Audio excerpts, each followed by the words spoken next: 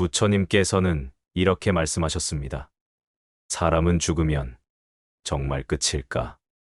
육신은 숨을 멈추고 세상은 조용해지지만 그 순간부터 불교에서는 또 다른 여정이 시작된다고 말합니다.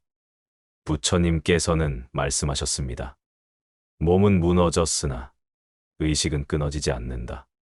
바로 중음이라는 세계, 죽음과 다시 태어남 사이 49일간 머무는 의식의 흐름이 존재하나이다.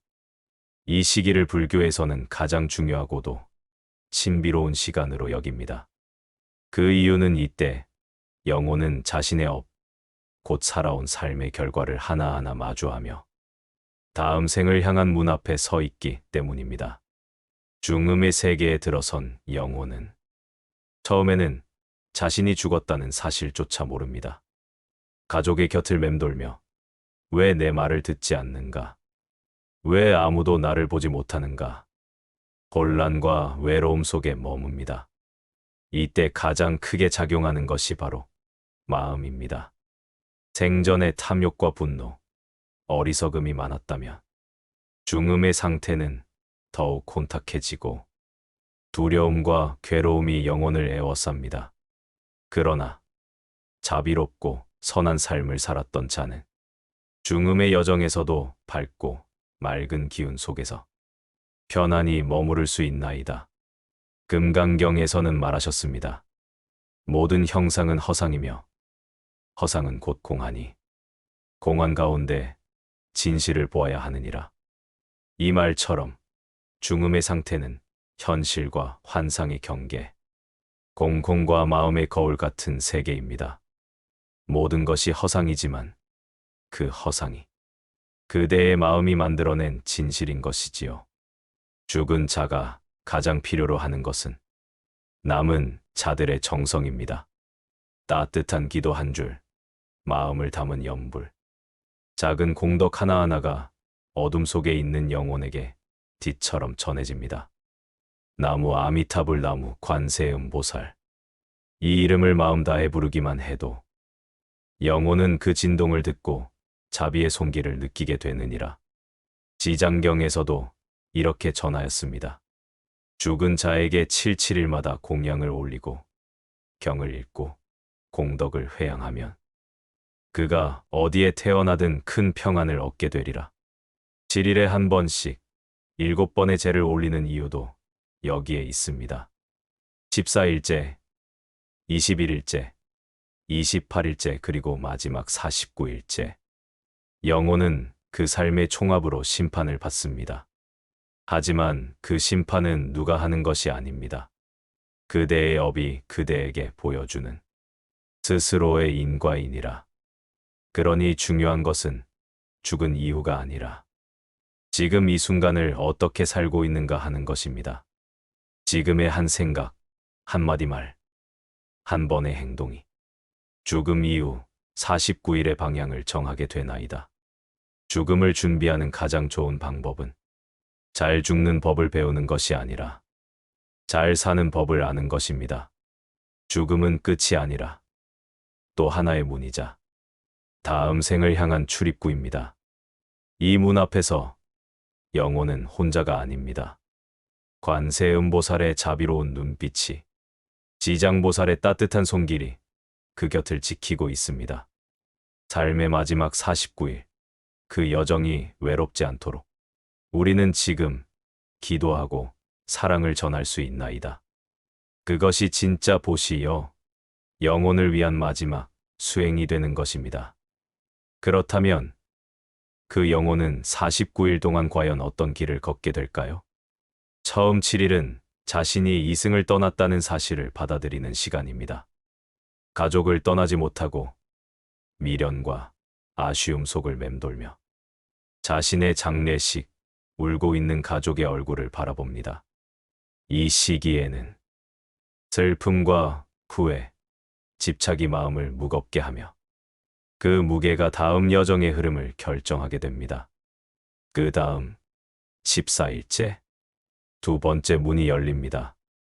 이때는 생전에 했던 작은 행동 하나하나가 떠오릅니다. 누군가에게 했던 말, 상처 준 기억, 무심코 지나친 인연들까지 모두 하나의 필름처럼 펼쳐지나이다. 21일째는 마음속에 감춰두었던 진짜 감정들이 자신에게 낱낱이 드러납니다. 사랑보다 질투가 컸는지, 연민보다 분노가 앞섰는지, 스스로를 속인 적은 없었는지, 그 모든 마음이 거짓없이 마주쳐야 하는 시간입니다. 이러한 심판은 누가 벌을 주는 것이 아닙니다. 심판자는 따로 있지 않습니다. 그대가 지은 업이 곧 그대를 향한 가장 정직한 거울이 되나이다. 28일째부터는 점점 영혼은 선택의 문으로 향합니다. 극락의 문인지, 인간계의 문인지, 혹은 고통의 길로 향하는 것인지, 그 결정은 갑자기 내려지는 것이 아니라 지금 이 순간까지 살아온 생각과 말과 행동이 모여 자연스레 그 길로 이끌게 됩니다. 그때 관세음보살의 이름이 들리면 그 자비의 물결이 그대를 감싸게 되고, 지장보살의 원력이 닿으면 그 어둠 속에서도 길이 열릴 수 있습니다. 그렇기에 산 사람의 기도는 단순한 형식이 아니요, 영혼을 위한 마지막 배웅이자 삶과 죽음이 이어지는 다리가 됩니다. 그리고 49일째 되는 날, 모든 것이 결정됩니다. 윤회의 수레바퀴가 움직이기 시작하고 영혼은 자신의 다음 생을 향해 이끌려가게 됩니다. 그 여정은 마치 강력한 자석에 끌리듯 자신이 가장 익숙한 마음의 세계로 향합니다. 탐욕이 컸다면 악귀의 세계로, 분노가 깊었다면 지옥의 세계로, 무지가 짙었다면 축생으로, 선함과 지혜를 길렀다면 인간이나 천상으로, 혹은 부처님의 원력을 입었다면 극락정토로 나아가게 됩니다. 이것이 바로 육도윤회입니다. 그 모든 세계는 실제 있는 공간이 아니라 그대 마음이 만들어내는 의식의 투영입니다. 화엄경에서는 말합니다. 삼천세계는 마음의 그림자요. 한 생각이 곧 천생의 문을 연다. 그러므로 지금 이 순간 마음 하나가 바뀌면 삶도 죽음도 달라지게 되는 것입니다. 죽음이 두려운 이유는 끝을 몰라서가 아니라 내가 그 끝을 준비하지 않았기 때문입니다. 지금부터 우리가 해야 할 일은 언젠가 올 그 마지막 49일을 위해 오늘을 맑게 사는 것입니다.